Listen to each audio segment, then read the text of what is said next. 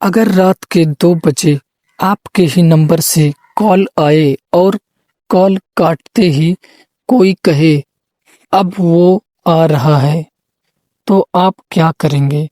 ये कहानी है एक ऐसी कॉल जो कि कभी मोबाइल रिकॉर्ड में नहीं दिखी, लेकिन जिसने जिंदगी हमेशा के लिए बदल दी। हेडफोन लगाइए, लाइट बंद कीजिए, क्योंकि ये कहानी सिर्फ हिम्मत वालों के लिए है। तो दोस्तों, आज का जो कहानी है उस कहानी का नाम है रात 2 बजे की कॉल। उस रात सब कुछ बिल्कुल सामान्य था। ना कोई आंधी, ना कोई बारिश, ना अजीब सी आवाजें। मैं बिस्तर पर लेटा मोबाइल चला रहा था। घड़ी में समय देखा तो रात 1:47 हो रहा था। नींद नहीं आ रही थी, लेकिन शरीर थका हुआ सा था। बाहर सड़क पर कभी कभी किसी ट्रक के गुजरने की आवाज आ जाती थी और फिर सन्नाटा। ठीक रात 2 बजे पर मेरा फोन बजा। मैंने स्क्रीन देखी और वही रुक गया। कॉल मेरे ही नंबर से आ रहा था। पहली बार लगा नेटवर्क की कोई गड़बड़ी होगी। मैंने कॉल काट दी। दिल में हल्की सी बेचैनी जरूर हुई, लेकिन खुद को समझ लिया कि बेवजह डर रहा हूँ। फोन साइड में रखा ही था कि दोबारा कॉल आने लगा। वही नंबर मेरा ही। इस बार दिल जोर जोर से धड़कने लगा। मैंने कांपते हाथों से कॉल रिसीव किया। कुछ सेकंड तक उधर से कोई आवाज नहीं आई, सिर्फ धीमी और भारी सांसों की आवाज।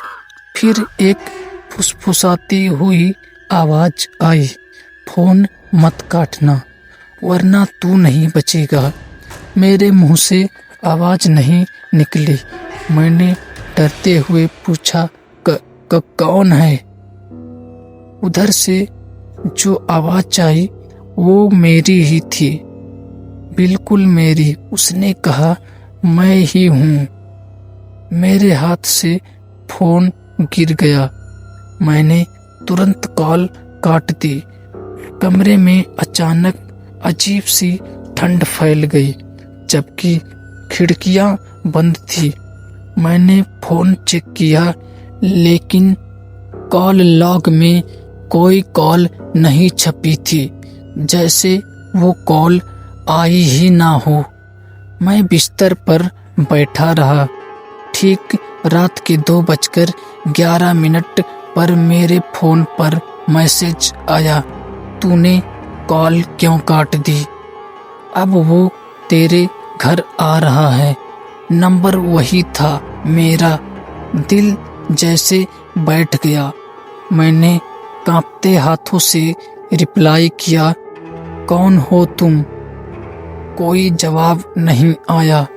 मैं उठा और दरवाजा लॉक चेक किया, लेकिन दरवाजा पहले से लॉक था।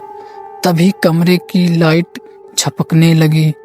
1 सेकंड जलती, 1 सेकंड बुझती, फिर सब शांत हो गया। लेकिन फोन फिर बजा। इस बार नंबर अननोन था। मैंने कॉल उठाई।